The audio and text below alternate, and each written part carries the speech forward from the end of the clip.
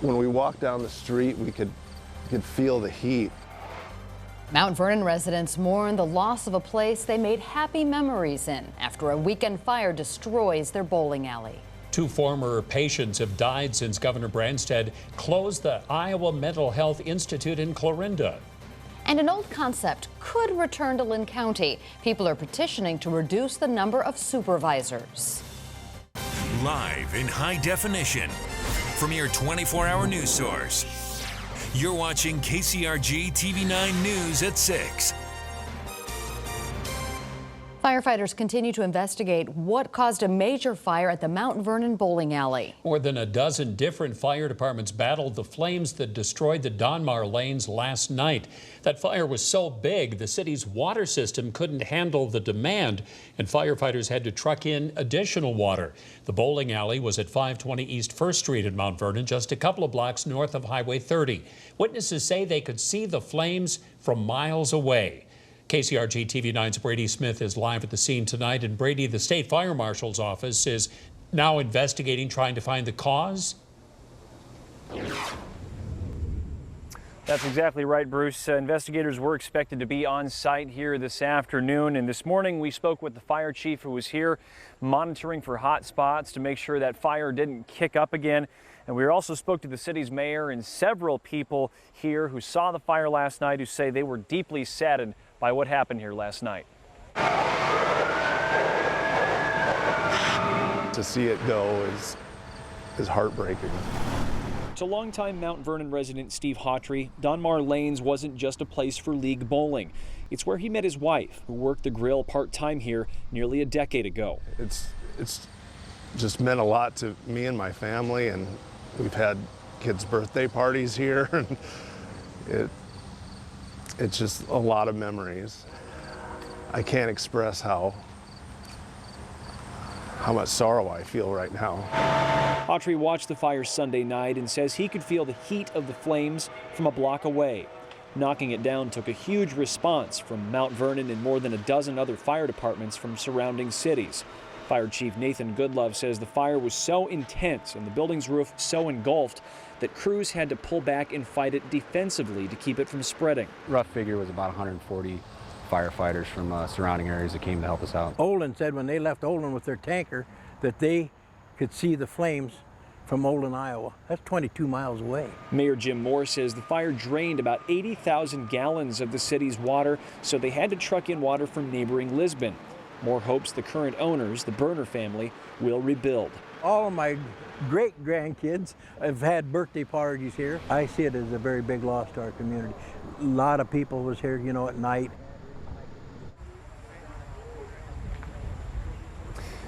Mayor Moore said he's been talking to the owners of the lanes this morning, and he's saying he's going to help them out however he can.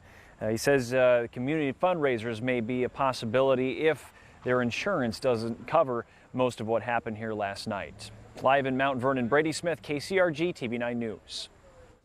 Fire investigators are also trying to determine what started a fatal fire in Jackson County today.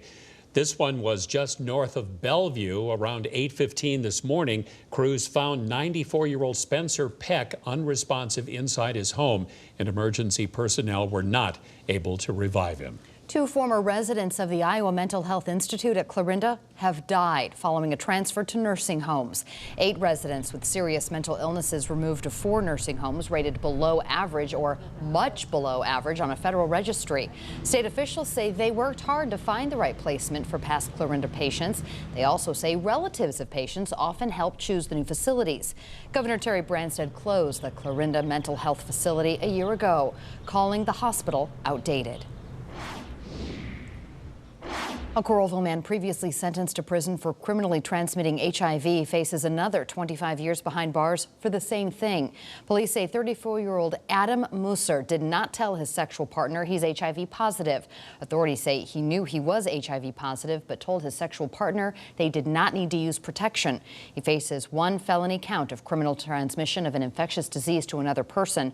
Court records show Musser was sentenced for 4 counts of criminal transmission of HIV in 2004. Animal care and control workers are continuing to evaluate and care for dozens of cats they seized from a Cedar Rapids mobile home. On Friday, police found the cats when they responded to a medical call in the Summit Court Trailer Park that's in southwest Cedar Rapids.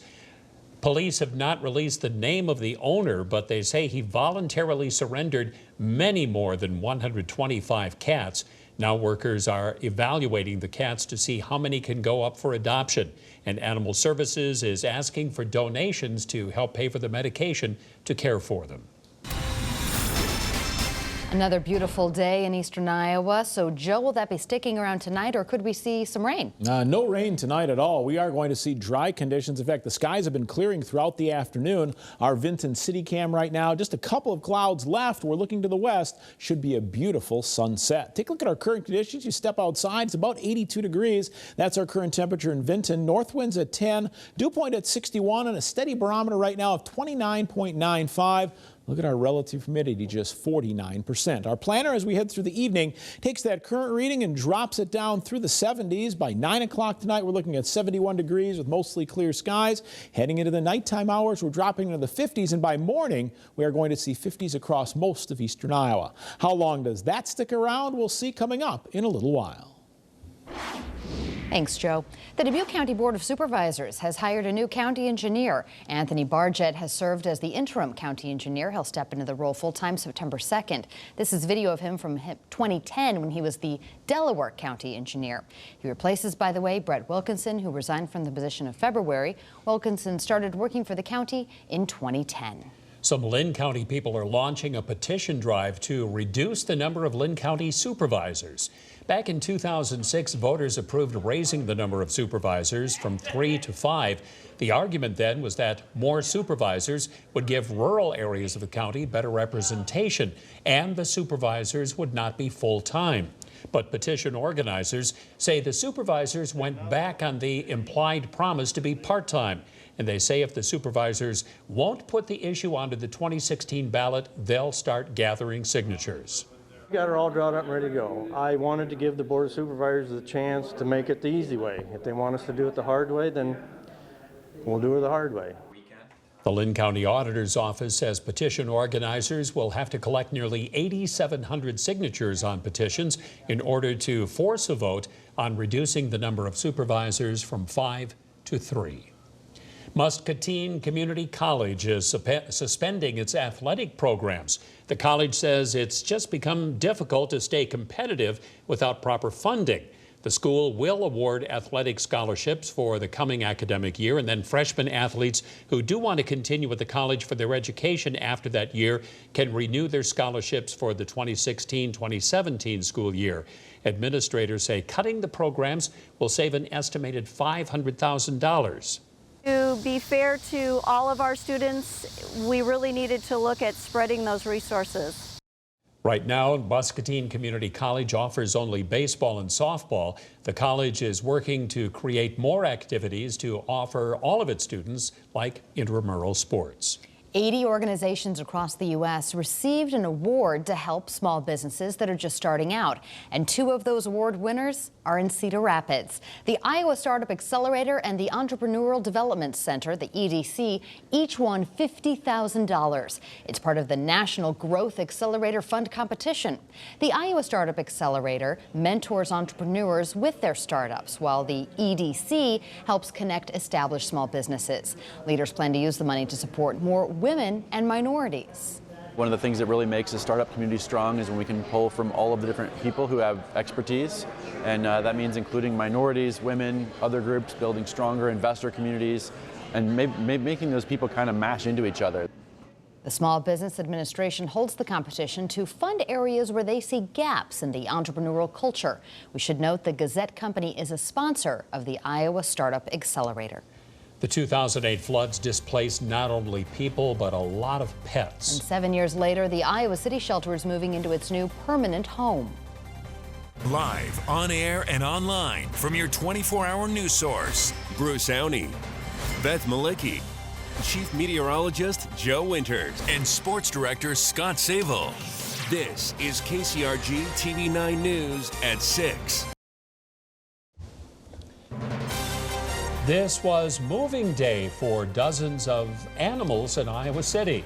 It's been 7 years since floodwaters destroyed the old animal shelter. And today, those animals moved into the new $2.8 million animal care and adoption center. The new shelter is on Napoleon Lane, just south of downtown Iowa City. For the past 7 years, the shelter's been operating out of an old warehouse on Sand Road.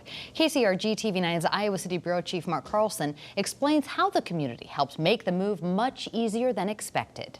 Good girl. Good girl. What a good baby. Oh, you can go say hi to the cameraman. One by one, cats, rats, and dogs arrived at the new Iowa City Animal Care and Adoption Center Monday. A whirlwind of boxes and bins and totes and animals. In all, 60 animals made the move. 2 weeks ago, we told you about the situation at the cramped old shelter where animal services officials were slashing adoption prices and asking community members to take in animals to help out with the move.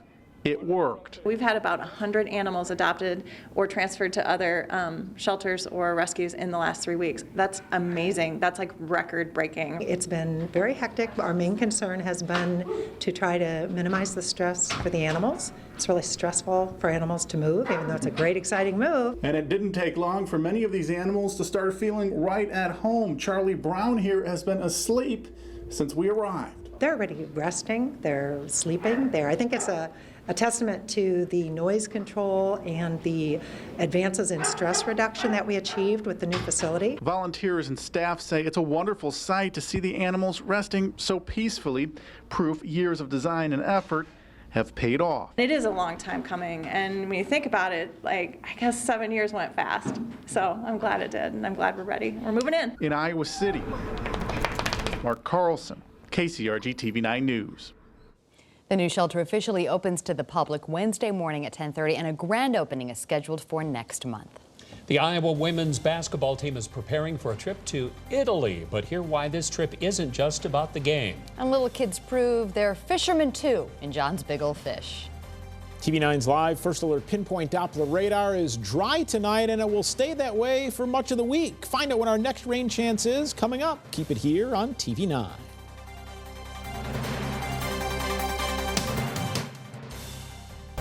Now the First Alert forecast with Chief Meteorologist Joe Winters. All of our city cams right now telling the same weather story. Beautiful conditions for the evening. This is a live look right now from our Marion City cam. Plenty of blue skies out there. The sunshine is beautiful as well. I hope you can get out and enjoy the evening. It's 82 degrees, 84 in Iowa City, and at times, especially the southern half of the state, let's say, Highway 30 and south, it feels a bit humid from time to time. You head a little farther north and west, some drier and cooler air starting to move in on those north-northwest winds, and really a comfortable forecast is in store for much of the upcoming week. I think we'll enjoy it. We have a great week ahead. Now, we did take a look at some of our long-term models, and this week certainly looks pretty dry, and really over the course of the next 10 days, it looks pretty dry across eastern Iowa. Northeastern Iowa escaped some of that rain that we saw this weekend, and that's the area that is under that light drought conditions, slight drought conditions across the northeast part of the state. Again, doesn't look like a lot of rain as we do head through the week. We'll see what we can find next week. And nothing compares to the Iowa State Fair, and it begins this week as well. Opening day is Thursday, mostly sunny skies, 86 degrees. Looks like a great start to the fair in Des Moines if you're headed over. And then that 10-day run continues. Of course, we'll give you that fair forecast as we move closer. Take a look at our 9 o'clock pinpoint futurecast. We have mostly clear skies. Precipitation certainly gone, as we mentioned. By midnight, we're seeing those clear skies hang around, and that should continue into the morning, bringing us a sunny start at 6 a.m. to our Tuesday. Winds remain fairly light out of the north. They were a little stronger today. They'll be lighter tomorrow at 5 to 10. Shouldn't present any problems, and I think a mostly clear sky then does continue right into the afternoon hours. So take a look at our First Alert forecast for tonight. 57 to 61 degrees. Should be 62. We'll be a little below that, but that's comfortable. North winds again will diminish now at 5 to 10 as that sun sets. Highs tomorrow close to 80 degrees, 79 degrees in Dubuque. Dubuque, 81 degrees in Waterloo. Look for a sunny day with that light north wind continuing once again at 5 to 10. 82 on Wednesday with a low of 57. It looks great. Thursday, we'll warm it up just a little bit to 84 degrees. And that's, of course, when Lisbon's sauerkraut days get underway. That goes all the way into the weekend. For Thursday's opener, a great start, 80 degrees. They've got a big softball tournament going on. Should be a good time for Lisbon sauerkraut days. Of course, their parade happens on Saturday. Take a look at the remainder of the week into the weekend. We stick with some sunny and skies with a little more mugginess beginning to move in, particularly Friday and Saturday. No big precipitation chances, though. Right now, we're going to keep that next precipitation chance all the way a week away on Monday with a high of 84 degrees. And Beth, you don't want to miss this. Okay. This is the week, the Perseid meteor showers. Annual meteor shower, very easy to see.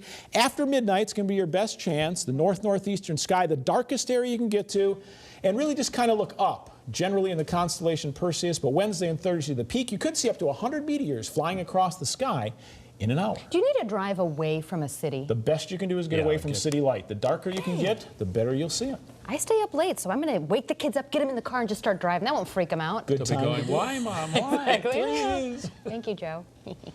Well, high school football is back as teams across the state were allowed to begin practicing today. Next tonight, hear how Iowa City Regina is looking to continue its incredible run of state football championships. Stay with your 24-hour news source, KCRG TV9. Now, KCRG TV9 Sports with Scott Westerberg. Most college football teams have got a few practices under their belts, and the NFL had its first preseason game last night. Today, high school teams across Iowa were back on the gridiron for the first official day of practice. At Iowa City Regina, the Regals made history a year ago by becoming the only program in state history to win 5 straight titles. But if Regina has any hopes of continuing that ridiculous run of championships, they'll have to find a lot of replacements for last year's outstanding senior class. I think we like that. We embrace that challenge, and it helps us work harder, and it helps us try to accomplish that again. It was a great class last year. I mean, those guys taught me a lot of things, like especially how to be a leader. They told me at the end of the year, they're like, all right, Phillips, this is your team and the rest of the seniors, so you got to lead them, and I just learned a lot from those guys. Tomorrow, the Iowa women's basketball team will set out on the trip of a lifetime as the Hawkeyes leave Iowa City for a week-and-a-half adventure through Italy. Iowa will play 3 exhibition games against teams from Italy, but according to Lisa Bluter and the rest of the Hawks, that won't be the most important part of this trip. There's a lot of new people on this team, and by going overseas and being kind of forced to stick around each other for a while, we're going to get to know each other a lot better and hang out a lot more often, and it's going to be great for people who haven't been over to Europe to get to experience that. We're only playing 3 games over there, and we're there for 11 days, so that's not a ton of basketball. It's really just kind of continuing to bond, continuing to get to know each other. Team chemistry has been a staple of our basketball program for, the past 2 years that I've been here and before that, so we're really just continuing that into the future and just, having a good time with each other. We love being around each other, and it should be a good time. We travel all the way over there. We're going to have more fun than basketball because, again, the basketball came in these last 10 days. That's where they've worked extremely hard in the last 10 days, and they've done a great job. Former Hawkeye and City High star Matt Gatens is continuing his tour of Europe. Gatens will play this upcoming season in France. The 26-year-old sharpshooter played in Turkey last season and has also spent time in Ukraine and Spain. Gatens averaged 9 points and shot better than 42% from 3 last season in 29 Turkish league games. And finally, it's Friday, time for another edition of John's Big Ol' Fish. Keaton Schultz has a firm lip lock on his first largemouth bass. Way to go, Buddy Rowe. This is Caden Schultz, and he's all smiles with a great-looking bluegill. And finally, it's big sister Colby Schultz, and it's Bullhead City. The gang from Sigourney checks in. This is Jeremiah Pesca holding up his catch of the day. Bryce Engel got into the bluegills, and this is one of the better ones. With her very first cast at Grundy County Lake, Ella Folks hit the jackpot, her first cast. Laker Pesca of Tama was wearing the fishing gloves when he nailed this crappie. Bryson Pinter was one happy camper after catching his first fish at Grandpa's Pond near Loudon. Addison and Avery Loomer teamed up at Ellis Harbor for the good-looking crappie. And we close shop with a big old whopper from Jocelyn Engel to a wide-eyed little friend. With all my fishing friends, this is John Campbell reporting. Pretty sure they said it was Friday before that. Relax, everybody. Not quite yet. Still Monday. Scared a lot of people who don't have weekend plans yet. I did. Thanks.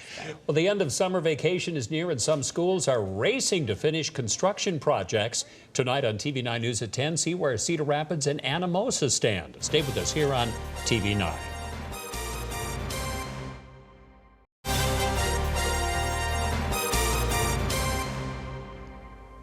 We like this weather, Joe. Well, if you like it, you're going to get more of it. This week looks fantastic. It's beautifully clear across most of eastern Iowa right now. It's a live picture from our Cedar Rapids North City Cam. No problems at all. At Xavier High School, we're at 80 degrees right now, and the winds are around from the northwest. That's going to help those dew points drop. We'll see them fall into the 50s tonight. And that's why we'll see 59 degrees by morning, 76 at noon tomorrow. And look at the week ahead, generally dry and comfortable. Thanks, Joe. And thank you for joining us for the KCRG TV9 News at 6. Of course, we hope you'll be with us again tonight at 10. Until then, have a great evening.